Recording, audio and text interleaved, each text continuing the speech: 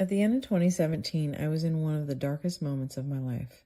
I was going through a divorce, my business of 18 years was for sale, and I had no idea what I was going to do with myself.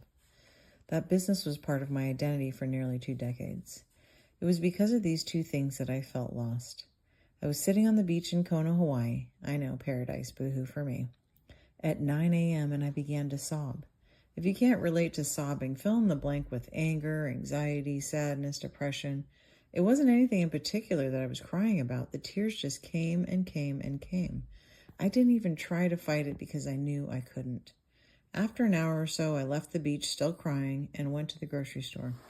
See, I was having a birthday weekend at a client's house on the beach starting that night with just the ladies, and the rest of the weekend our kids were going to join us. I had told all the ladies that I would go to the grocery store and get all the food and drinks and meet them later. Living in a small town, you get accustomed to running into people that you know all the time. And of course, that is what happened at the grocery store. A good friend who was due to celebrate with me that night saw me and came over. When I looked up, she saw that my eyes were red and that tears were coming down my face. Of course, she asked if I was okay, and I told her that it was just something I was doing that day, and I was fine. She hugged me and we said goodbye. I finished shopping and drove out to the house to start putting all the food away and getting it ready for my friends to arrive. Still crying the entire time. Shortly thereafter, my friend Angie walked in the door and looked at me, asked me if I was okay, then said what I needed to hear all day. She said, "Are you going to be crying all weekend?" It startled me so much that I finally stopped crying and said no. Now, some may think it was cold of her to say that, but that's actually what I needed to happen. I needed to disrupt my brain.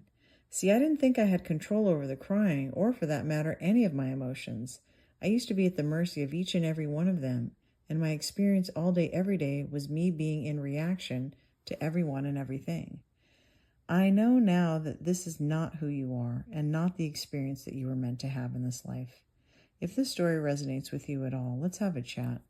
I can quickly show you why I know you are not your emotions or your thoughts, and a strategy I use to disrupt your brain's habitual thinking so you don't have to feel bad for long.